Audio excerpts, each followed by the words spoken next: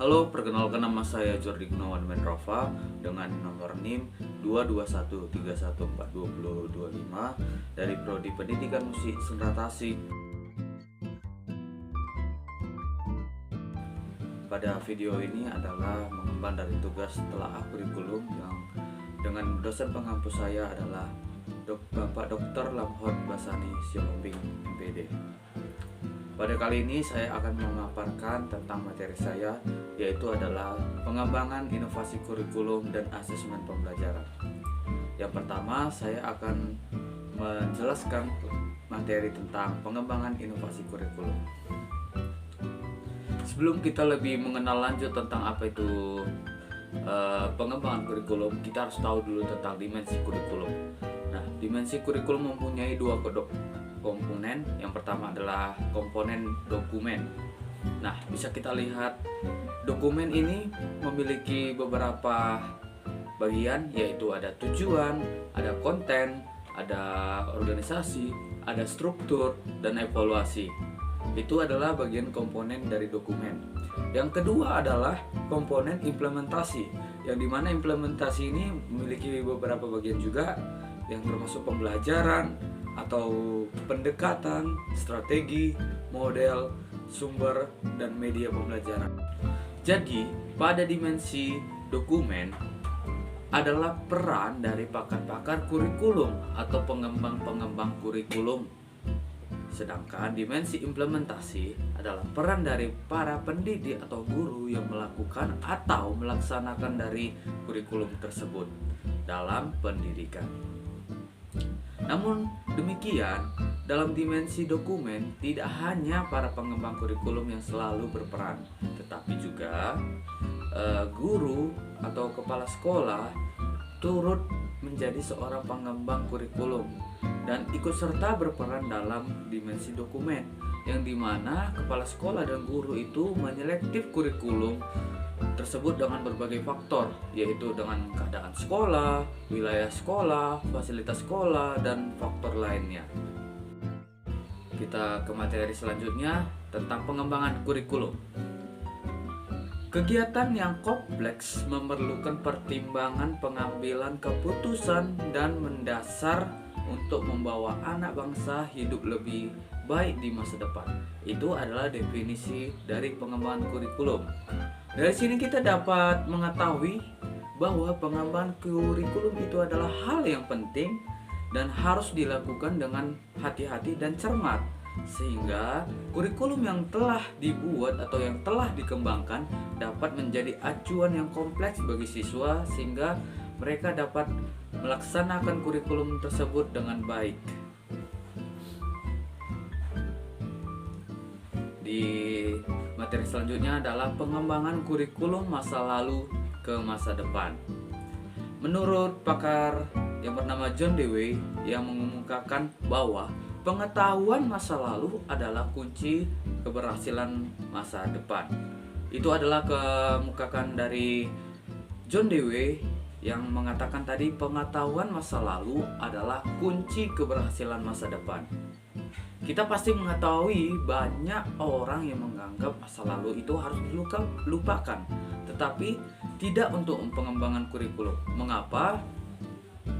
Karena pengembangan kurikulum sebelumnya adalah acuan dari pengembangan kurikulum untuk masa yang akan datang, yang dimana dengan tidak adanya pengembangan kurikulum masa lalu dari sebelumnya, maka tidak akan ada pengembangan kurikulum yang lebih baik lagi, yang menjadi acuan yang lebih kompleks lagi, dan menjadi pengembangan kurikulum yang inovatif. Kita masuk ke bagian pengembangan kurikulum masa lalu. Apa aja sih pengembangan kurikulum masa lalu? Yang pertama bisa kita lihat adalah kurikulum seringkali berubah. Pernah kita merasakan nggak sih atau berpikir mengapa sih kurikulum kita ini seringkali berubah? Nah, apa sih apanya dampaknya bagi siswa, pendidik, orang tua? Maka karena kurikulum seringkali berubah, maka mereka tidak siap untuk menerima kurikulum tersebut. Ketika tidak siap menerima kurikulum tersebut, ya maka perjalanan pendidikan itu tidak akan berjalan mulus, yang artinya ada yang berhenti di tengah jalan atau hanya jalan saja, tidak mendapat sebuah goal dari pengembangan kurikulum tersebut. Yang kedua adalah perubahan bersifat instan, tidak didasari oleh pertimbangan mendasar atau pengkajian dan riset yang mendalam. Nah, setelah kita mempunyai pikiran kenapa sih kurikulum itu berubah, pasti kita juga berpikir, kalau kurikulum yang berubah itu apa udah melalui pertimbangan mendasar seperti pengkajian dan riset yang mendalam, sehingga dengan pengkajian dan riset mendalam ini berarti beginilah mengapa kurikulum itu terus berubah-ubah. Apakah memang benar sudah melalui pengkajian dan riset yang mendalam sehingga kurikulum terus berubah-ubah? Yang ketiga adalah adanya kepentingan politik, birokrasi, atau politik penguasa. Karena kita melihat kurikulum sering ditaati, seperti jam-jam pelajaran ditambah, dikurangi, mata pelajaran dihilangkan, atau dimunculkan yang baru dan sebagainya. Itu adalah sebuah pengembangan kurikulum yang tidak terlalu kompleks karena membuat siswa dan pendidik menjadi kurang lebih lagi berproses dalam pendidikan tersebut. Belum lagi selesai di mata pelajaran ini udah berubah ke mata pelajaran yang baru. Belum lagi lebih tiba-tiba misalnya seorang siswa menyenangkan di kurikulum ini atau mata pelajaran ini tiba-tiba dihilangkan, atau jamnya dikurangkan, atau jamnya yang misalnya mata pelajarannya tidak mendukung di sekolah tersebut malah ditambahkan. Itu adalah pengembangan kurikulum yang masa lalu. Yang selanjutnya adalah pada pendidikan dasar dan menengah beban berat, lebih bersifat teoritis, kurang aplikatif, serta minim dengan nilai-nilai. Jadi pada pendidikan dasar dan menengah itu beban berat karena bersifat teoritis, cuma melihat materi, kurang aplikatif, kurang memaksimalkan atau mengimplementasikan dari kurikulum tersebut, serta minim dengan nilai-nilai baik nilai-nilai tentang knowledge atau pengetahuan, atau dengan nilai-nilai value atau moral. Yang selanjutnya adalah sosialisasi tidak memadai atau infrastruktur dan SDM tidak disiapkan secara matang dan komprehensif. Berbicara tentang sosialisasi tidak memadai, banyak kurikulum yang berubah di sekolah-sekolah tetapi tidak memiliki sosialisasi yang memadai. Dikarenakan mungkin karena ada suatu harus ada patokan jangka waktu yang begini sehingga tidak memadai. Tetapi itu justru membuat sekolah atau para pendidik menjadi kurang memaknai dari pengembangan kurikulum tersebut. Karena yang namanya sosialisasi pasti itu adalah untuk menyeluruhkan atau memberikan atau memberitahu kepada semua siswa tentang bagaimana kurikulum tersebut, bagaimana pendidik bisa melaksanakan kurikulum tersebut, dengan cara apa, dengan melalui metode apa. Itulah masih kurangnya penyuluhan atau sosialisasi kurikulum yang masih belum memadai. Yang selanjutnya adalah infrastruktur dan SDM tidak disiapkan secara matang dan komprehensif. Banyak infrastruktur dan tenaga-tenaga pendidik yang belum disiapkan, tiba-tiba udah melaksanakan kurikulum ini, kurikulum itu, sehingga siswa pun masih belum dapat apa arti dari kurikulum tersebut, sedangkan tenaga pendidiknya pun juga belum siap untuk menerima pengembangan kurikulum tersebut. Yang keenam adalah perubahan kurikulum sering tidak dibarengi oleh persiapan yang matang terkait dengan infrastruktur, sarana, dan prasarana fasilitas belajar. Banyak sekolah atau tempat pendidikan yang masih belum memiliki persiapan yang matang terkait dengan infrastruktur seperti sarana dan prasarana fasilitas belajar. Sebagai contoh, ketika kurikulum memiliki tentang pembelajaran musik tradisional Sumatera Utara, tetapi belum semua sekolah memiliki alat musik tradisional Sumatera Utara, yang dimana tidak mungkin hanya seruling atau cuma seperti garantung yang dimiliki sekolah. Tetapi alat musik tradisional Sumatera Utara itu harus memiliki setidaknya sepertiga dari alat musik tradisional Sumatera Utara, seperti garantung, asapi, kecapi, gondang, dan masih banyak yang lain. Itu baru fasilitas dan sarana dan prasarana yang memadai bagi pembelajaran alat musik tradisional Sumatera Utara. Yang ketujuh adalah kurikulum sering diklaim tidak responsif atau tidak fleksibel. Arti dari fleksibel itu bisa dilakukan di mana saja, waktu kapan saja, dan di tempat mana saja. Karena sering banyak kurikulum yang telah dibuat tidak sesuai dengan wilayah keadaan sekolah, sehingga banyak terkendala melakukan kurikulum tersebut. Nah, tadi itu adalah pengembangan kurikulum dari yang masa lalu. Sekarang kita beralih ke pengembangan kurikulum masa depan. Kegagalan merespon dan beradaptasi dengan masa depan berakibat semakin jauh ketertinggalan, semakin dalam keterpurukan. Jadi, kalau kita sebagai pendidik dan juga kepada siswa gagal merespon dan beradaptasi dengan kurikulum dengan masa depan, ya berakibat semakin jauh ketertinggalan kita tentang pendidikan mungkin, tentang teknologi mungkin, dan semakin keterpurukan lagi. Sehingga di mana pengembangan kurikulum masa depan ini memiliki bagian yang pertama adalah kegiatan sosialisasi kurikulum yang merata dan bermutu adalah kunci menghindari korban dari siswa, guru, dan orang tua.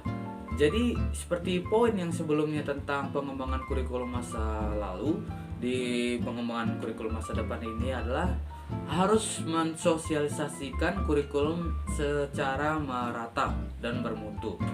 Yang artinya harus bagaimana seperti sebagai contoh sekolah A dan sekolah B, walaupun mereka memiliki sosialisasi yang mungkin di sekolah A itu memiliki jangka waktu sebulan atau 2 bulan yang langsung bisa beradaptasi, sedangkan sekolah B adalah sosialisasinya seperti jangka waktu 3 bulan atau 4 bulan. Itu harus dilakukan sehingga jangan dipatokkan di semua sekolah bisa jangka waktu sosialisasi kurikulum tersebut bisa sama, karena tidak semua sekolah memiliki kemampuan yang sama beradaptasi atau bagaimana cara pendidik dan siswa itu menangkap tentang kurikulum tersebut. Pasti harus memiliki jangka waktu yang berbeda-beda sehingga mereka bisa melakukan kurikulum tersebut dengan baik dan benar. Yang kedua adalah responsif dan mampu mengantisipasi kebutuhan, kekuatan sosial, sistem nilai, dan perkembangan iptek. Ya, yang dimana di pengembangan kurikulum masa depan ini kita harus dituntut lebih responsif dan mampu mengantisipasi kebutuhan apa aja yang ada di kurikulum tersebut, seperti sarana prasarana dan banyak yang lainnya. Yang ketiga adalah kurikulum dikembangkan harus fungsional, yang dimana fungsional ini adalah mampu untuk hidup dan bekerja di masyarakat. Berarti kurikulum harus bisa terjalin atau terfungsi di masyarakat multikultural, global, dan digital masa depan.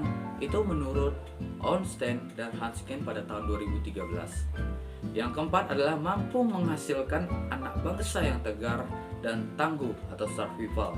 Jadi di mana kurikulum ini adalah mendidik anak-anak bangsa sehingga menjadi sosok yang tegar dan tangguh. Yang kelima adalah mempertimbangkan 6 kompetensi future oriented curriculum yang dikemukakan oleh Draper Kaufman pada tahun 1976. Yang keenam adalah memberikan tekanan pada meaningful knowledge, meaningful skill, dan meaningful values, yang artinya tentang pengetahuan, tentang skill kemampuan, dan tentang moral. Dan HOTS adalah high order thinking skill. Ini adalah termasuk karakter development, pengembangan karakter, menerima dan melaksanakan moral itu. pengetahuan moral dan perilaku moral. Nah, itu menurut Jace pada tahun 1976. Itu adalah pengembangan kurikulum yang akan masa depan. Nah, setelah kita sudah mengetahui tadi pengembangan kurikulum masa lalu dan masa depan, sekarang adalah kunci sukses inovasi pengembangan kurikulum. Apa aja sih? Apa itu kunci sukses inovasi pengembangan kurikulum tersebut? Nah, bisa kita baca perubahan mindset dan perubahan kebiasaan serta kemampuan beradaptasi. Itu adalah kunci sukses inovasi pengembangan kurikulum. Perubahan mindset yang artinya kita harus merubah mindset kita menjadi lebih berpikir kritis, dan perubahan kebiasaan kita seperti kebiasaan kita mungkin kurang beradaptasi atau kurang langsung melakukan kurikulum tersebut sebagai pendidik, hanya melakukan saja tanpa ada goal yang harus dicapai kepada siswa tersebut. Dan kita pun harus mampu beradaptasi baik dimanapun, kapanpun kita berada. Itu adalah pemaparan dari materi saya tentang pengembangan inovasi kurikulum. Selanjutnya akan saya paparkan tentang materi asesmen pembelajaran. Nah, oke, tiba di materi tentang asesmen pembelajaran. Di asesmen pembelajaran ini memiliki prinsip yang harus diperhatikan dalam rancangan pembelajarannya. Yang pertama adalah pengetahuan harus dibangun, bukan ditransmisikan. Yang dimana sebagai seorang pendidik harus ditantang melatih daya pikir kritis siswa, menyiapkan materi pembelajaran yang membangun pemahaman konkret siswa. Itu adalah prinsip pertama yang dilakukan dalam rancangan pembelajaran. Yang kedua adalah menstimulasi siswa untuk bertanggung jawab penuh atas pembelajaran mereka, yang dimana seorang pendidik ditantang siswa disiapkan untuk bertanggung jawab penuh atas pelajaran yang mereka lakukan, atau pendidik ditantang melatih rasa bertanggung jawab siswa, melatih sikap disiplin dan manajemen waktu pribadi. Prinsip yang ketiga adalah dapat memotivasi siswa untuk belajar. Jadi di mana pendidik ditantang untuk dapat menyiapkan materi pembelajaran yang menyenangkan dan relevan, menyampaikan materi pembelajaran dan contoh-contoh yang jelas. Baru yang ketiga adalah memberikan tugas-tugas yang dapat membangun keterlibatan siswa atas mata pelajaran yang diangkut. Nah, kita pernah mendengar kata HOTS. Kenapa HOTS itu banyak sering digunakan pada dalam asesmen pembelajaran?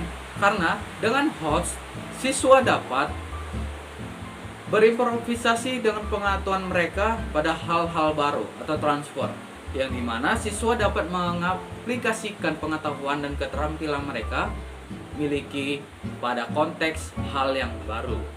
Itu adalah HOTS transfer. Dimana dengan HOTS critical thinking, siswa memberikan kritik masuk akal dan penilaian yang bijak atas suatu kejadian, yang dimana siswa dapat mempertimbangkan dan memikirkan persoalan dengan matang sebelum mengambil keputusan. Siswa juga berhati-hati dalam mengeluarkan kritik dan pendapat, karena siswa akan banyak hal yang harus mereka pertimbangkan. Baru siswa akan berhati-hati dalam menyerap informasi, sehingga mereka tidak ikut dalam informasi-informasi yang salah, tetapi mereka mengeksplor lagi atau mencari informasi yang lain, sehingga mereka dapat membandingkan apakah itu informasi yang benar atau salah. Yang ketiga tadi adalah menciptakan solusi dan menyelesaikan masalah dengan baik atau problem solving. Di problem solving ini, siswa mampu menyelesaikan masalah-masalah di dalam kelas atau with pelajaran, konflik, dan problem lainnya. Dan yang kedua adalah siswa mampu menciptakan set masalah berikut solusinya, yang dimana siswa membuat suatu masalah yang akan dipecahkan beserta dengan solusinya. Nah, kita bisa membuat contoh menggunakan HOTS ini atau High Order Thinking Skill. Dengan HOTS, siswa dapat berimprovisasi dengan pengetahuan mereka pada hal-hal baru atau transfer. Misalnya saya berikan contoh dengan contoh lagu, guru memberikan lagu tentang lagu latih pada YouTube. Kita tahu lagu latih ini gimana, yang begitu banyak dengan tontonannya atau viewsnya, tentang like-nya. Jadi guru dapat memberikan hal itu kepada siswa sehingga siswa melihat dulu atau mendapat materi dulu. Dia guru menjelaskan bagaimana lagu latih ini yang setelah guru memberikan lagu latih ini, guru juga bisa memberikan tugas yang dimana tadi HOTS yang transfer adalah tugasnya coba memberikan kepada siswa pertanyaan seperti ini. Lakukan analisa struktur dari segi susunan tangga nada. Mengapa lagu latih bisa fenomenal ini? Lakukan analisa struktur dari segi susunan nada. Mengapa lagu latih bisa sefenomenal ini? Kaitkan dengan teori nada pentatonik Slendro yang dimana adalah do, mi, fa, sol, si, do. Jadi mungkin siswa bisa dapat diarahkan agar menambah wawasan baru dengan mengeksplor informasi mandiri jika guru berhasil memberikan konteks logika zaman yang sejalan dengan alam pikir siswa. Nah, itu adalah contoh bagaimana guru mentransfer atau dari HOTS tadi yang bagian transfer. Nah, selanjutnya adalah memberikan kritik yang masuk akal dan penilaian yang bijak atas suatu kejadian, yang HOTS bagian critical thinking. Jadi di skenario belajar ini guru juga bisa memberikan konteks. Yang pertama adalah seperti C1, jenis nada apa yang bisa kamu dengar dari lagu latih ini? Nah, siswa dapat mengeksplor dengan mencari informasi dari internet. Lalu mereka bisa menjawab, nada lagu itu bisa berubah jadi nada lagu Jawa gitu, Pak. Itu mungkin dari siswa. Itu membuat bagaimana siswa itu berpikir atau critical thinking mereka. Itu adalah C1-nya. C2-nya, apa definisi musik? Apa bedanya musik dengan lagu? Setelah kita bertanya kepada mereka juga akan terus berpikir kritis. Iya ya, apa itu bedanya musik dengan lagu, sehingga mereka mengeksplor, mencari tahu, lalu mereka berpikir sebelum mereka menjawab, oh ini Pak, lagu ini adalah ini, musik adalah ini. Itu adalah membuat bagaimana siswa bisa berpikir dengan kritis atau critical thinking. Baru yang ketiga adalah apa jenis musik yang kamu ketahui. Maka siswa setelah mengetahui tentang musik, oh ini Pak, saya taunya musik jazz, saya taunya musik klasik, saya taunya musik EDM, saya taunya musik etnik dan lain-lainnya. Dan C4-nya, apa bedanya yang mencolok antara lagu latih saat dinyanyikan syair bahasa Inggrisnya dengan syair bahasa Jawanya. Dari situ siswa berpikir ya, mengapa lagu tersebut kok terasa berbeda dari awalnya sehingga akhirnya pun juga berbeda. Mereka berpikir, oh rupanya di nada awal itu memiliki tangan nada heptaton dan yang kedua adalah pentaton. Jadi skala notasinya yang digunakan Pak. Itu membuat daya pikir siswa semakin kritis lagi. Nah, setelah itu kita bisa sebagai pendidik memberikan sebuah asumsi kepada mereka. Mungkinkah tidak jika lagu klasik seperti Canon in G Major atau di jenis musik klasik heptaton dimainkan dengan model Jawa pentaton Jawa? Nah, itu akan membuat siswa jadi berpikir, oh bisa nggak ya lagu Canon in G menjadi lagu dengan tangga nada pentaton Jawa. Nah, itu adalah contoh dari HOTS critical thinking. Nah, yang terakhir adalah bagaimana menciptakan solusi dan menyelesaikan masalah dengan baik atau problem solving, yaitu HOTS tentang problem solving. Nah, bisa kita lihat di bawah ini. kita bisa memberikan sebuah link YouTube tentang bagaimana tangga nada heptaton dirubah ke tangga nada pentaton Jawa atau selendro, yang membuat siswa bisa berpikir dan melakukan atau mencoba hal-hal itu, atau mencoba tentang hal-hal itu. Jadi sehingga guru memberikan pertanyaan kepada siswa, yaitu coba buat partitur dan mainkan dengan alat musik yang Anda bisa satu lagu heptaton dengan skala pentaton Jawa. Contohnya ada di link atau channel YouTube Gafrock. Nah, itu bisa membuat siswa selain kita mentransfer dan mereka berpikir kritis, tapi mereka juga memecahkan masalah. Oh, bisa tidak ya lagu heptaton dirubah ke jadi skala pentaton Jawa? Nah, selain itu kita memberikan contoh juga, sehingga mereka juga selain membuatkan masalah, mereka juga belajar dari materi-materi yang sudah ditransfer dan mereka berpikir, sehingga dari situlah siswa dapat belajar tentang problem solving atau memecahkan masalah-masalah tersebut. Itulah adalah HOTS, teknik assessment HOTS yang dilakukan guru agar supaya siswa selain hanya dapat menerima materi tersebut, tapi siswa juga dapat ikut ambil dari bagian tersebut. Mereka berpikir, mereka mencari, mereka menyelesaikan masalah tersebut. Nah, itu adalah dari asesmen pembelajaran HOTS. Nah, selain itu kita harus mengerti apa itu arti asesmen. Asesmen merupakan aktivitas guru atas proses di mana kita membuat penilaian tentang siswa atau situasi belajar atau kegiatan yang guru buat di kelas. Nah, bisa kita lihat di samping ini, asesmen adalah kumpulan informasi sistematis dan analisis proses belajar siswa sebagaimana acuan untuk mengambil keputusan. Nah, bisa kita lihat diagram di samping, di mana asesmen itu ada terbentuk di lingkaran tengah adalah proses belajar siswa, dan ada lingkaran yang dikelilinginya ada waktu, pengetahuan, keterampilan, dan bahan ajar. Nah, tadi kita sudah tahu apa itu asesmen.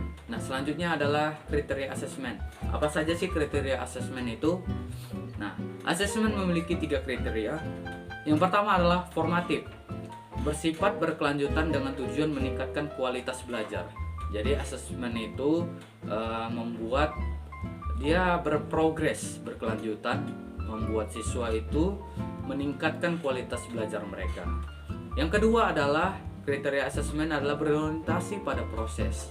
Nah, jadi asesmen ini adalah berorientasi pada proses, bukan hanya hasil aja yang diterima, tetapi proses yang dialami oleh siswa tersebut, yang seperti berpusat pada bagaimana pembelajaran itu berlangsung, seperti mereka buat kerja kelompok, saling berpikir, memecahkan masalah tentang seperti poin yang sebelumnya, bisa membuat kelompok kerja masing-masing, atau membuat sebuah discussion.